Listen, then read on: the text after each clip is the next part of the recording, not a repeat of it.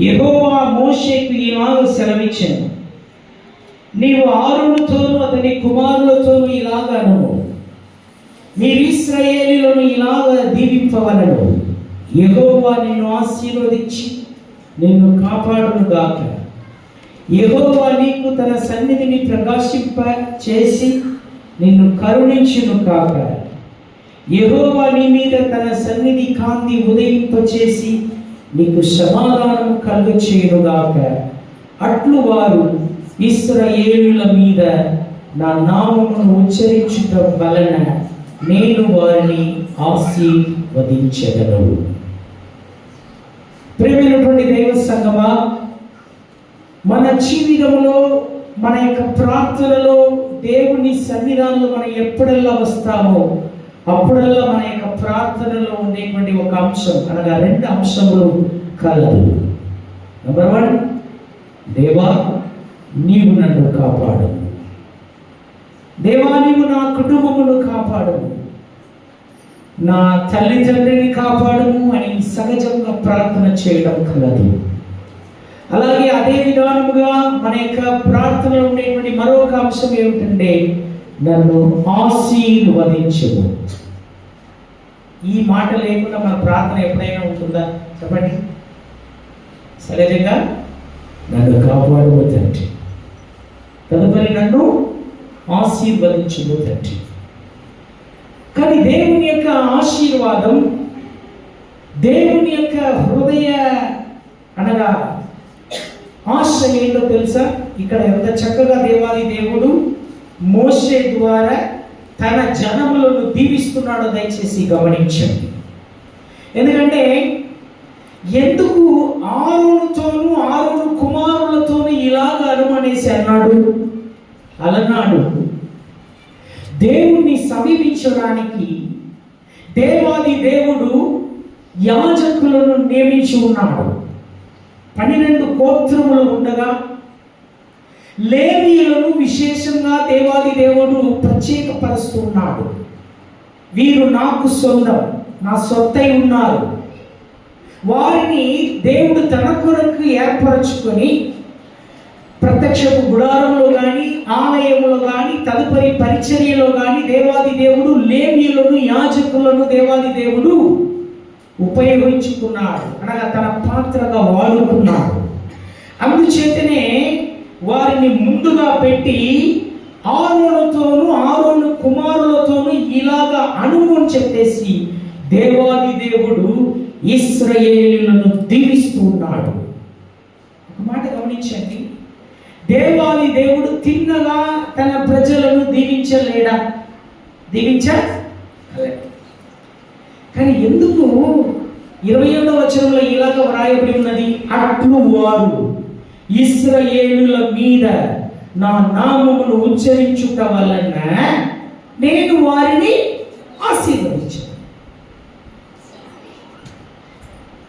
అనగా దేవుడు తన యొక్క ఆశీర్వాదమును పంపాలంటే, దేవుడు తన యొక్క ప్రజలను దీవించాలంటే, దేవునికి మనకు అనగా దేవునికి ప్రజలకు మధ్య దేవాది దేవుడు యాజకులను అనగా ప్రధాన యాజకుడు అయినటువంటి ఆరోనును అతని కుమారులను నియమించి ఉన్నాడు.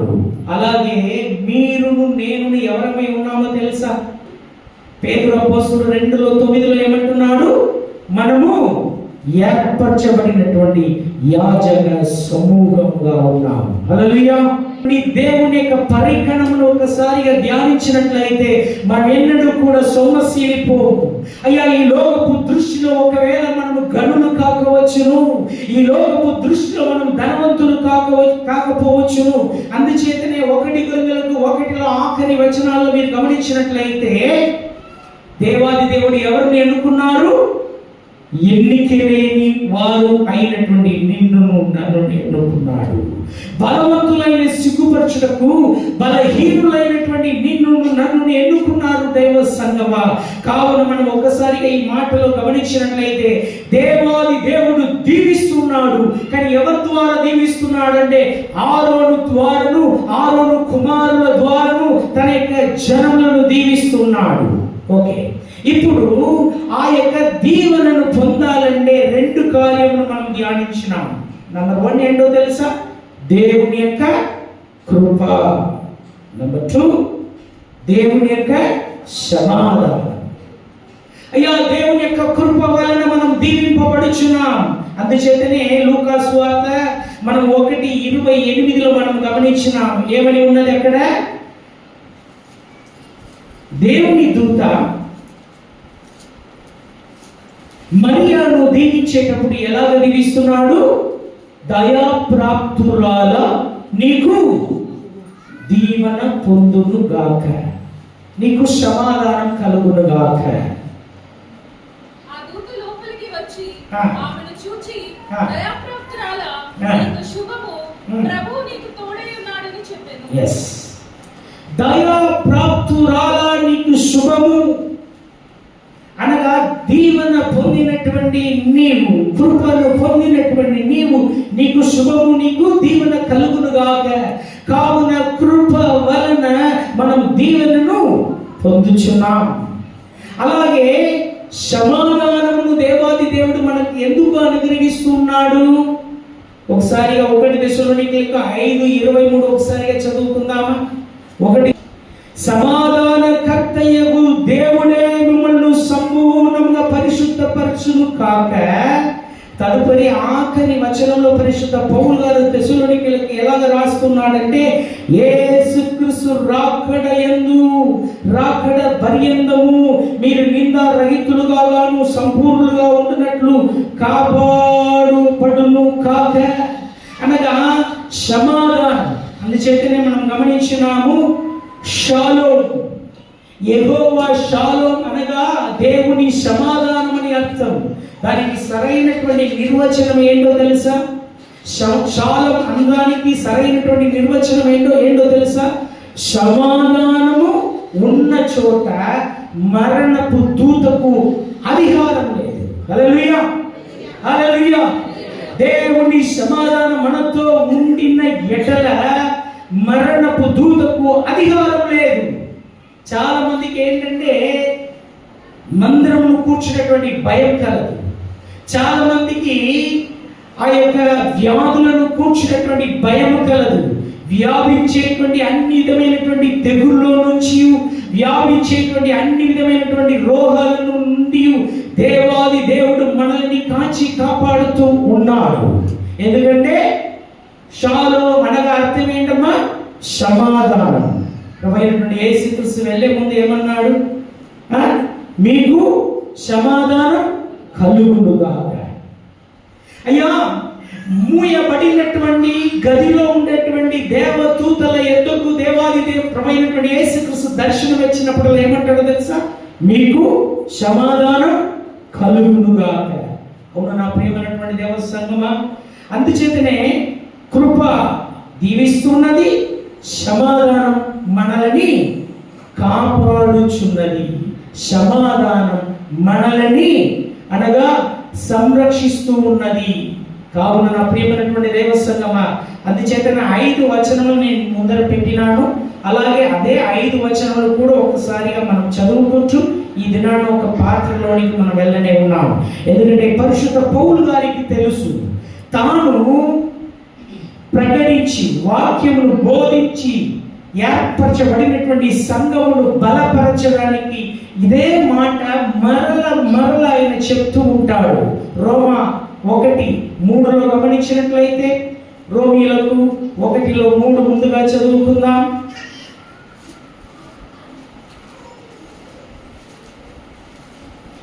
అనగా దానిలో మధ్య భాగంలో ఉండేటువంటి వాక్య భాగం మాత్రం చదువుతున్నాను, దయచేసి గమనించండి. అనగా వ్రాయున్నది అనేసి మన తండ్రి అయిన దేవుని నుండి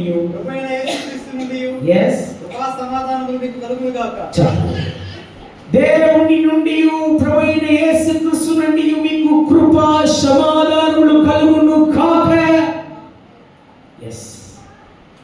ప్రియమైనటువంటి దేవ సంగమా, రోమీయులకు పరిశుద్ధ పౌలు రాసేటప్పుడు ఆయనకు తెలుసు, నా బిడ్డలకు కృపయు సమాధానం లభించినట్లయితే వారికి సురక్షితమును ఆశీర్వాదము వారు పొందగలరు అని. తదుపరి 1 కొరింథీయులకు 1:3 మన తండ్రి అయిన దేవుని నుండి ప్రభువైన యేసుక్రీస్తు నుండి కృపా సమాధానములు మీకు కలుగును గాక. కొరింథీ సంఘమునకు మొదటి పత్రికలో అదే మాటను పలుకుతాడు. ఏంటమ్మా? మన తండ్రి అయిన దేవుని నుండి ప్రభు అయిన యేసుక్రీస్తు నుండి మీకు కృపా సమాధానములు మీకు కలుగును కాక. అలాగే 2 కొరింథీయులకు 1:2 పరిశుద్ధ పౌలు గారు ఏమంటారు?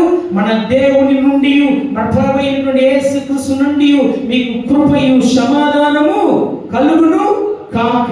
అలాగే గలతీయులకు 1:3 కూడా తండ్రి అయిన దేవుని నుండి ప్రభువైన యేసుక్రీస్తు నుండి మీకు కృపయు సమాధానము కలుగును గాక. చూశారా? అలాగే ఎఫెసీయులకు 1:2 కూడా మన తండ్రి అయిన దేవుని నుండి ప్రభువైన యేసుక్రీస్తు నుండి మీకు కృపయు సమాధానము కలుగును గాక. పౌలు అపోస్తలునికి తెలుసు, కృప ఉన్న చోట నా బిడ్డలు దీవింపబడతారు. హల్లెలూయా, హల్లెలూయా. అలాగే సమాధానం ఉన్న చోట నా బిడ్డలు వారు ఎలా ఉంటారు? భద్రత కలిగి ఉంటారు. వారికి ఏ అపాయము నా దేవుడు కలగనీయడని నా దేవునికి తెలుసు, పరిశుద్ధ పౌలు గారికి తెలుసు. అందుచేతనే తాను వ్రాసేటువంటి ఆ సంఘమునకు ప్రతి పత్రికలలో ఈ మాట పదే పదే పలుకుచున్నాడు. నా దేవుని నుండి నా ప్రభు అయిన యేసుక్రీస్తు నుండి మీకు కృపయు సమాధానము కలుగును కాక. కావున మన జీవితంలో మనం ఏమి పొంది ఉన్నామమ్మా?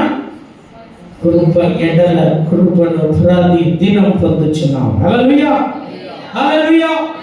కృపను ఎలాగ మనం పొందగలము చెప్పండి?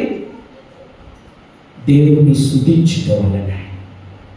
అందుచేత దేవుని యొక్క సన్నిధానంలో ఎప్పుడల్లా వస్తున్నామో అప్పుడల్లా పాటల ద్వారా దేవుని యొక్క నామమును స్తుతిస్తున్నాం. పాటల ద్వారా దేవుని యొక్క నామమును హెచ్చిస్తున్నాం, దేవుని యొక్క నామమును ఘనపరుస్తున్నాము. ఎందుకంటే స్తుతులు అనగా కృప అన్నది ఎలా వస్తుందమ్మా? దేవుణ్ణి స్తుతించుట వలన. సమాధానం అనేది ఎలాగ వస్తుంది? ఎందుకంటే నా ప్రభు ఎవరో తెలుసమ్మా? ఆయన సమాధాన కర్తగా ఉన్నాడు. ఆయన సమాధానం ఇచ్చువాడుగా ఉన్నాడు. మీ హృదయం కలవరపడనీయకుడి అనేసి మీకు సమాధానము కలుగునుగాక. నా సమాధానమే నేను ఈ లోకంలో ఉంచి వెళ్తున్నాను. ఈ లోకం ఇచ్చినట్లుగా కాదు కానీ నా సమాధానం ఇస్తున్నాను. అంటే లోకం కూడా ఏమి ఇవ్వగలదు? సమాధానం ఇవ్వగలదు. లోకం సమాధానం ఇవ్వగలదు, కానీ దేవుడిచ్చే సమాధానం వేరు, లోకం ఇచ్చే సమాధానం వేరు. ఈ లోకం ఇచ్చే సమాధానం ఎటువంటిది? కలిగి ఉండేటప్పుడు అనగా మాయమైనటువంటి పాపపు లోకము, లేకపోతే త్వరగా వెళ్ళిపోయేటువంటి క్షణికమైనటువంటి పాప సంతోషం, అది కూడా సమాధానం ఇవ్వగలదు. యేసయ్య ఏమన్నాడమ్మా? నా సమాధానము నేను మీకు ఉంచి వెళ్తున్నాను, ఈ లోకం ఇచ్చుచున్నటువంటి రీతిలో కాదు. హల్లెలూయా, హల్లెలూయా. నా ప్రభువు అయినటువంటి యేసుక్రీస్తు మనకు సమాధానం అనుగ్రహించేవాడుగా ఉన్నాడు. హల్లెలూయా, హల్లెలూయా. కావున మనం కాపాడబడుతున్నాము, మనం దీవింపబడుతున్నాము. ఈ దినాల్లో ఒక క్యారెక్టర్ మాత్రం జస్ట్ ఒక 15 నిమిషాలు లేకపోతే ఒక 20 నిమిషాలు మాత్రం నేను ముందర పెట్టవాలని కోరుతున్నాను. దేవాది దేవుడు ఎంత చక్కగా కాపాడుతున్నాడని మనం గ్రహించాలంటే ఇప్పుడు మనందరం కూడా ఆదికాండము 37వ అధ్యాయంలోకి వెళ్దాం. మనం అందరికీ తెలిసినటువంటి ఆ యొక్క పాత్ర అయినా కూడా కొన్ని కార్యములు మాత్రం మనం ధ్యానించలే ఉన్నాము. ఆదికాండం 37లో 4వ వచనం ముందుగా మనం చదువుకుందాం. 37:4. యోసేపును కూర్చి మనం గమనిస్తూ ఉన్నాం.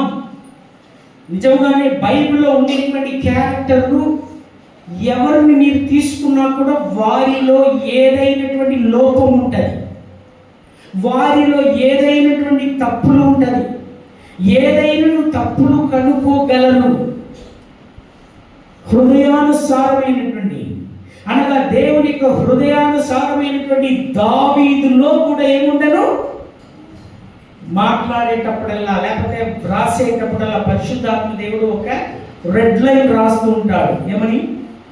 ఉరియా భార్య అయినటువంటి పత్షెబ తప్ప, ఉరియా భార్య అయినటువంటి పత్షెబ తప్ప అని చెప్పేసి పరిశుద్ధాత్మ దేవుడు కూడా రాస్తా ఉంటాడు అన్నమాట ఈ యొక్క భక్తుల ద్వారా. కానీ యోసేపు నందు ఏ నేరము కలగలేదు చెబుతాను. ఒకసారి మనం గమనిద్దాం. 12 కుమారులలో అతడు ఒకడు, మిగతా 11 మంది ఉన్నారు. కానీ తండ్రి అయినటువంటి యాకోబు అందరిని ప్రేమించుట కంటే యోసేపుని ఎక్కువ ప్రేమించుట వలన ఆయనకి ఏమి అంటే పుట్టిస్తాడట, నిలుపుడు అంగి అన్నమాట. అది పలువర్ణమైనటువంటి, అది కాకుండా విచిత్రమైనటువంటి నిలుపుట అంగి అనేసి రాయబడి ఉంటుంది. ఆ దినాల్లో అంత చక్కగా తన కుమార్ని ప్రేమించడం వలన పుట్టించడం జరిగినది. దీని వలన అతని సహోదరులు తమ తండ్రి అతన్ని తమ అందరికంటే ఎక్కువగా ప్రేమించుట చూచినప్పుడు వారు అతని మీద పగపట్టి, అయ్యా ఈ పగ అనున్నది మామూలు కాదు.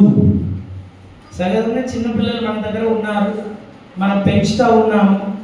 అయితే ఇద్దరును అందుచేత రాగేలును ఎక్కువ ప్రేమించినాడు.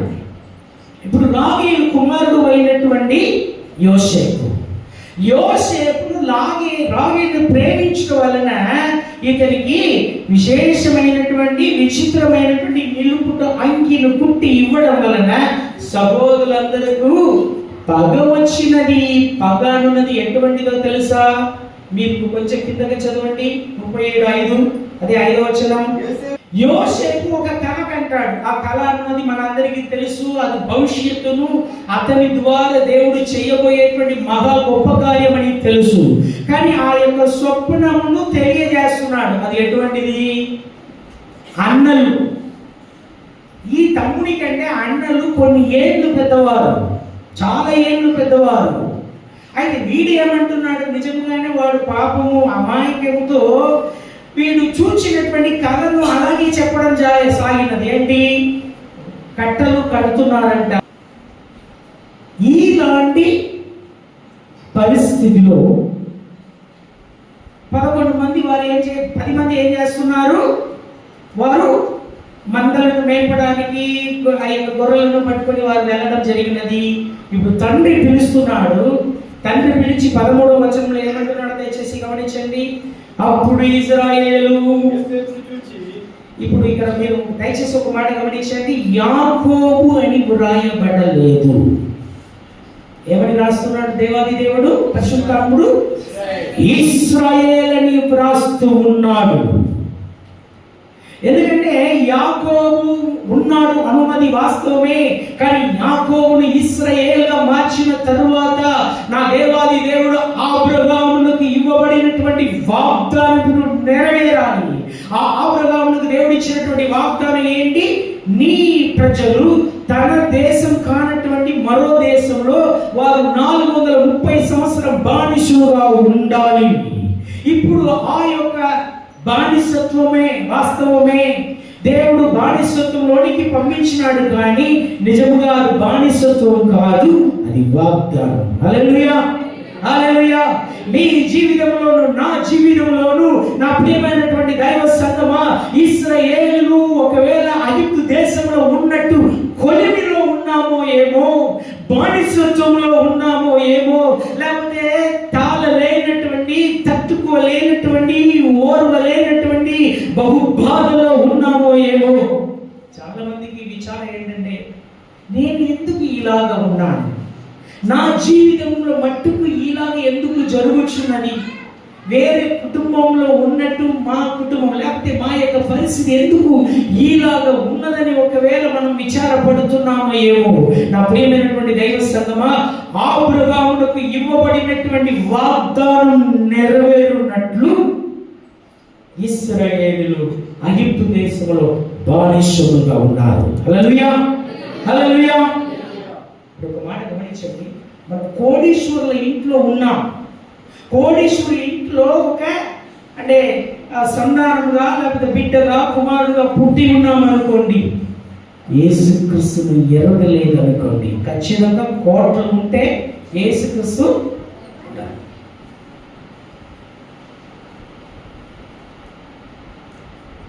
కోట్లు ఉన్నాయి అనుకోండి, ఏమైనా మనం చేయగలం, అక్కడ యేసుక్రీస్తు అవసరం లేదు.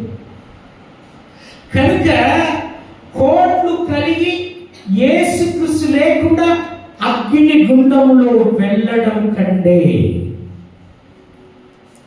సమస్యలో, ఇబ్బందులు, వేదనలో, బాధల్లో ఉన్నాము అన్నది వాస్తవమే. కానీ యేసుక్రీస్తును మన రక్షకుడుగా మనం కలిగి ఉన్నాం అనుకోండి, దేవునికి స్తోత్రం చెప్పండి. హల్లెలూయా, హల్లెలూయా. ధనవంతుడు ఒక్కడు ఉండననేసి నా ప్రభువైనటువంటి యేసుక్రీస్తు రాస్తూ, ఆయన ప్రతిదినము పట్టు వస్త్రం ధరించిన వాడు. యాక్చువల్లీ అక్కడ చెప్పబడినటువంటి మాటకు ఇప్పుడు మనం పోల్చుకోవాలంటే ప్రతిదినం పట్టు వస్త్రం ధరించుకున్నటువంటి వాడుగా ఉన్నాడు, ఉల్లాసంగా జీవిస్తున్నాడు. కానీ మరణము తదనంతరం ఎక్కడికి వెళ్తున్నాడమ్మా? పాతాళంలో వేదన అనుభవిస్తున్నాడు. కానీ ఆ యొక్క అంతస్తులో నుండి ఏదైనా ముక్కలు పడునా, ఏదైనా రక్త ముక్కలు పడునా అని తప్పించేటువంటి లాజరు మరణము తదనంతరం ఎక్కడ వెళ్తున్నాడమ్మా? అబ్రహాము ఒడిలోనికి కొనిపోబడ్డాడు. హల్లెలూయా, హల్లెలూయా. కావున కోట్లు ఉండి నరక అగ్ని గుండంలో వెళ్ళి వేదనను అనుభవించడం కంటే, శ్రమలు, కష్టము, వేదన, బాధలు వీటిని అన్నిటితో కలిసి నా ప్రభు అయినటువంటి యేసుక్రీస్తు మనసారా ఆరాధిస్తూ, దేవా నీవు ఇచ్చినటువంటి రక్షణకి వందనాలు చెప్పేసి దేవుని సన్నిధానంలో వచ్చేటువంటి మీరు నేను దేవుని సన్నిధానంలో నిత్య కాలముగా మనం ఆనందమును, సంతోషమును అనుభవించడం. హల్లెలూయా. కావున ప్రియమైనటువంటి దైవ సంగమా, ఒకవేళ బానిసత్వంలో ఉన్నామో, కొలిమిలో ఉన్నామో, కనుక నా ప్రియమైనటువంటి దైవ సంగమా, దేవునికి స్తోత్రములు చెప్దాము. దేవా, నీ వాగ్దానం నా జీవితంలో ఒక దినం నెరవేరును ప్రభువా అని చెప్పేసి. తదుపరి గమనించండి, ఇప్పుడు 13వ వచనంలో గమనించినట్లయితే, ఇశ్రాయేల్ యోసేపును చూచి నీ సహోదరులు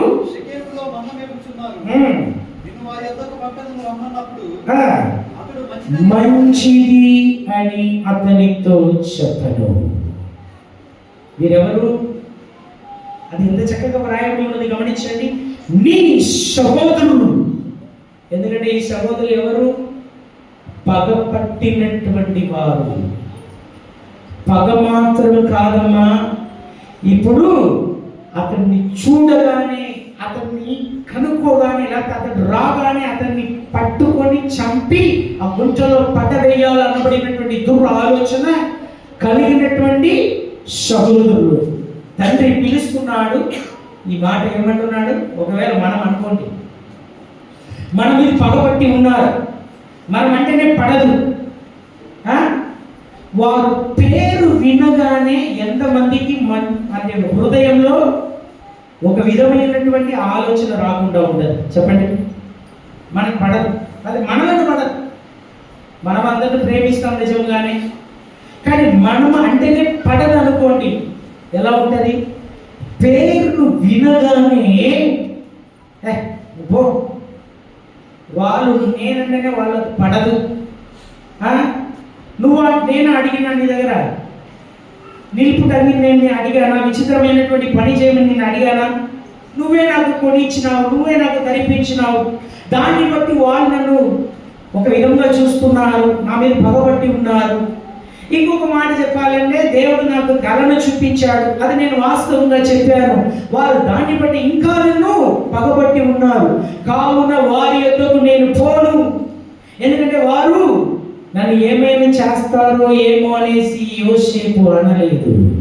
వెంటనే ఏమంటున్నాడమ్మా? మంచిది. మా ప్రియమైనటువంటి దేవస్థానం తదుపరి దీనితో వదలలేదు. షెకెములో ఉన్నారనగానే షెకెములకు వెళ్తున్నాడు. షెకెమునకు వెళ్ళిన తర్వాత మీరు 14-15 చదివేటప్పుడు అప్పుడు అతడు నీవు వెళ్ళి నీ సహోదరుల క్షేమమును మంద క్షేమమును తెలుసుకొని నాకు వర్తమానం తెమ్మని అతనితో చెప్పి హెబ్రోను లోయల్లో అతన్ని పంపించెను. అతడు షెకెమునకు వచ్చెను. 15వ వచనం దయచేసి గమనించండి. పగపట్టినటువంటి సహోదరుల నిమిత్తము యోసేపు ఏం చేస్తున్నాడమ్మా? అతడు పొలములో ఇటు అటు తిరుగుచు ఉండగా, యాక్చువల్లీ తెలుగులో పదజాలంలో ఇటు అటు తిరుగుచు ఉండగా అని వ్రాయబడి ఉన్నది. కానీ తమిళంలో ఇలాగ ఉన్నది. ఏమని ఉంటుందో తెలుసా?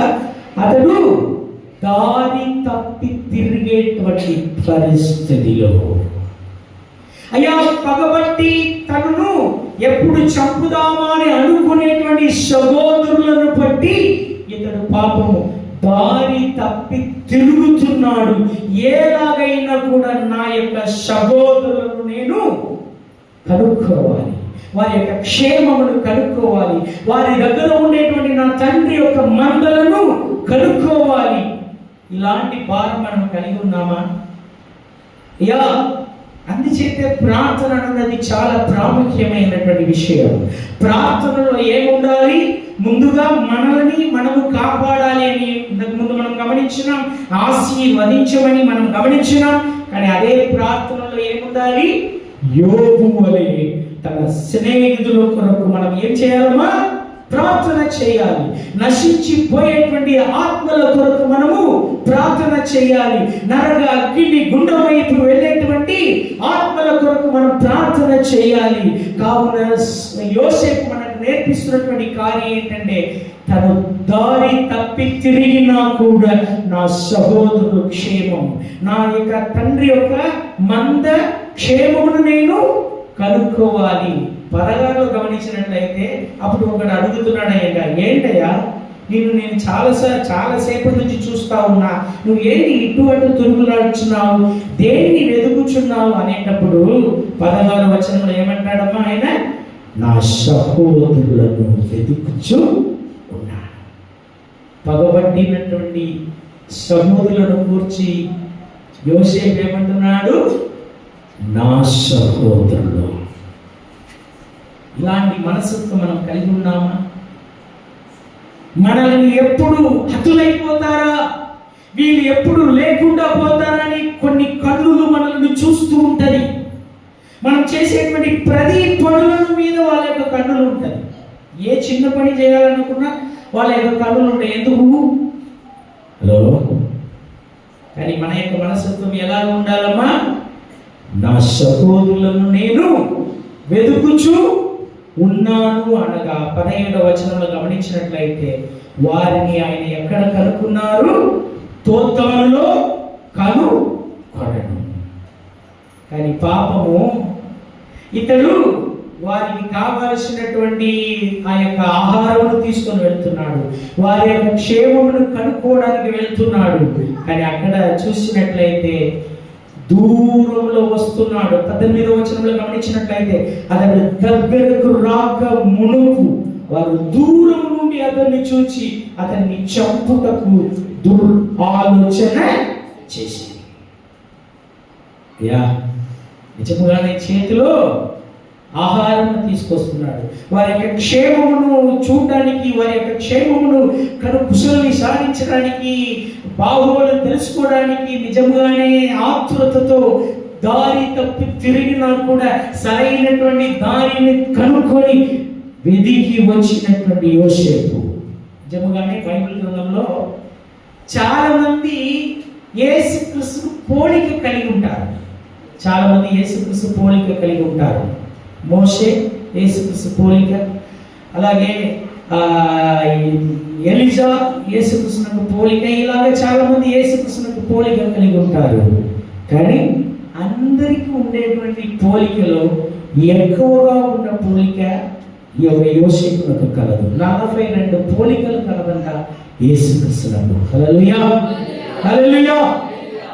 కావున ఈయన యందు ఏ నేరం కూడా కనుక్కోలేదు. ఒక నేరం ఉంటుంది. ఏ నేరం తెలుసా? 11 మంది ఉండేటప్పుడు, ఎందుకంటే అప్పుడు బెన్యామీను పుట్టలేదు, 11 మంది ఉండేటప్పుడు ఈ అన్నలు చేసేటువంటి తప్పుడు పనులను తమ్ముడు ఏం చేస్తాడు, తల్లిదండ్రులకు చెప్తా ఉంటాడు అన్నమాట. కానీ అది కూడా ఒక తప్పే కదా. కానీ దేవుని దృష్టిలో అది తప్పుగా ఎంచబడలేదు. ఏ నేరము చాటబడలేనటువంటి ఒక మంచి వ్యక్తిగా ఉన్నాడు యోసేపు. కానీ పాపము, నా ప్రభు అయినటువంటి యేసుక్రీస్తు కూడా ఈ లోకమును రక్షించడానికి ఈ లోకములకు వచ్చాడు. కానీ ఆయనకు విరోధంగా పిలాతు, అలాగే ఆ యొక్క మత పెద్దలు, అలాగే బోధకులు ఆయనకు విరోధంగా ఎన్నిసార్లు పన్నాగం పన్ని ఉన్నారు మనందరికీ బాగుగా తెలుసు. కావున యోసేపు దూరంలో రాగానే అతన్ని చంపవలనని వారు ఆలోచన చేస్తున్నటువంటి సమయమున దురాలోచన చేస్తున్నటువంటి సమయమున ఇదిగో కలలు కనువాడు వస్తున్నాడు. ఎన్ని ఆలోచన చెప్పినా చేసి ఉన్నారో మనకు చెప్పబడలేదు. కానీ వారు ఏమంటున్నారు, వాడిని చంపి ఈ గుందలో ఒకట్లో పడవేదాం అనేసి వారు మాట్లాడుకోవడం జరిగినది. కానీ ఇప్పుడు దయచేసి గమనించండి, అందరూ కూడా దయచేసి గమనించండి. ఎంతమంది నిద్రపోతున్నారో ఏమో, ఈ ఓయాల ఊపినట్టు అవుతుందేమో, గమనించండి. దేవుని యొక్క వాగ్దానం ఇప్పుడు యోసేపు ద్వారా నెరవేరాలి. కానీ దేవాది దేవుడు ఆల్రెడీ అక్కడ ఇద్దరు సిద్ధపరిచి ఉన్నాడు. నంబర్ 1 ఎవరో తెలుసా? తండ్రి యొక్క మంచమును అపవిత్రపరచినటువంటి రూబన్. హలో. రెండవదిగా దేవుని యొక్క నామమును మహిమపరిచేటువంటి రీతిలో ఆ పేరు కలిగినటువంటి, స్తుతి అని పేరు కలిగినటువంటి యూదా. ఇది మనకు ఒక పాఠం నేర్పిస్తున్నది. ఏంటో తెలుసా? కొన్నిసార్లు మన జీవితంలో తెలిసియో తెలియకుండాయో దుష్టులైన, దుర్మార్గులైన, పరమ పాపులైనా కూడా వారు మన జీవితంలో మనము దేవుని చెంద లేదా దేవునికి యుక్తమైనటువంటి వీధిలో నడవడానికి, దేవుని యొక్క చిత్తమును నెరవేరేటువంటి వీధిలో మారడానికి వారు కూడా ఉపకరణంగా మారుతారు. హల్లెలూయా, హల్లెలూయా. నిజంగానే దుష్టుడుగా ఉంటారు. రూబన్ అటువంటి వాడే. రూబన్ ఎవరు? తండ్రి యొక్క మంచమును అపవిత్రపరిచినటువంటి వాడు. కానీ వాడేమంటాడో తెలుసా? మన తమ్ముని ఎందుకు చెప్పాలి, వాడి యొక్క ప్రాణంలో మనం ఎందుకు ఉసురు పోసుకోవాలి, కావున గుర్తలో పడేద్దాం. కానీ అక్కడ ఒక మాట ఉంటుంది, దయచేసి గమనించండి. అక్కడ ఒక మాట ఉంటుంది, ఏమని? యోసేపును తన తండ్రి దగ్గర తీసుకొని వెళ్ళాలి అనబడినటువంటి ఉద్దేశంతో ఆయన గుర్తలో పడేస్తాడు. హల్లెలూయా, హల్లెలూయా. కావున ఎదుటి వారు దుష్టులైన, దుర్మార్గులైన, పాపులైనా కూడా వారు కూడా మనం దేవుని చిత్తం లేకపోతే దేవునికి వాగ్దానం మన జీవితంలో నెరవేరున్నట్లు వారు కూడా అంచేత మనం ఏం చేయకూడదు. వాళ్ళు తిడుతున్నారా, వారు బండ మాటలు మాట్లాడుతున్నారా, మనం ఎదురుగా బండ మాటలు మాట్లాడకూడదు. నీకంటే నేనేం తక్కువనా? అప్పుడు ఏం చేయాలమ్మా? నా నిమిత్తము మిమ్మల్ని దూషించగలరు, అప్పుడు మీరు ధన్యులు. ఎప్పుడు? వారు దూషించినప్పుడు మనం ఏం చేయాలి? ఒకటే మాట చెప్పాలి, దేవా నీకు స్తోత్రం. యూదా ఏం చేశాడు? ముందులో పడేసినాడు. నేను ఆల్రెడీ చెప్పి ఉన్నాను. రూబన్ జస్ట్ కొంచెంసేపు ఇట్లా వెళ్ళినాడు. ఎక్కడికి వెళ్ళినాడో చెప్పబడలేదు. ఒకవేళ ఏదో ఆయనకు అవసరం వచ్చింది వెళ్ళినారు. ఇట్లా వెళ్ళగానే గుంతలో పడవేసినారు అనేది వాస్తవమే. కానీ ఆ గుంత యొక్క వెడల్పు ఏంటో చెప్పబడలేదు, లోతు ఏంటో చెప్పబడలేదు. ఎందుకంటే 28లో గమనించినట్లయితే మిడియానులైన వర్తకులు ఆ మీదుగా వెలిచి ఉండగా వారు ఆ గుండెలో నుండి యోసేపును పైకి తీసి, అనగా యోసేపు ఆయనే ప్రయత్నం చేసి బయటికి రాలేనటువంటి ఖచ్చితంగా లోతు ఉన్నది. కానీ ఆ గుద్దలో పడేటప్పుడు దానిలో కింద ఎన్ని రాళ్ళు ఉంటాయో, ఎన్ని ముళ్ళు ఉంటాయో, ఎన్ని కచ్చ పొదలు ఉంటాయో, నిజముగానే పడవేయబడినటువంటి యోసేపును నా దేవాది దేవుడు కాపాడినాడు. హల్లెలూయా, హల్లెలూయా. అయ్యా, సహజంగా ఒక గుద్దలో పడవేయబడినప్పుడు అక్కడ కింద రాళ్ళు ఉన్నది అనుకోండి, ఖచ్చితంగా మన యొక్క కాళ్ళకు రాసుకోపోగలదు, అది గాయములను కలిగించగలదు, ఈవెన్ ఎముకలు కూడా విరిగిపోగలదు. కానీ దేవునికి మాటలో ఒక మాట ఏంటో తెలుసా? 22వ కీర్తనలో మనం గమనించినట్లయితే ఆయన ఎముకలలో ఏ ఒకటి కూడా విరుగు కొట్టబడ లేదు. యేసుక్రీస్తు గురించి చెప్పబడినటువంటి కాదు. కావున యోసేపు జీవితంలో కూడా గమనించినట్లయితే ఖచ్చితంగా ఏ అపాయం లేకుండా నా దేవాది దేవుడు తన యొక్క దేవదూతల చేత యోసేపును పట్టుకున్నటువంటి రీతిలో మనం గమనిస్తున్నాము. ఇప్పుడు ఆ యూదా విషయంలోకి వచ్చినట్లయితే నా ప్రియమైనటువంటి దైవ సంఘం దయచేసి గమనించండి. రూబెను కొంచెం ఇలా వెళ్ళినాడు. యూదా ఏమంటున్నాడు? ఎందుకు వాడిని చంపాలి?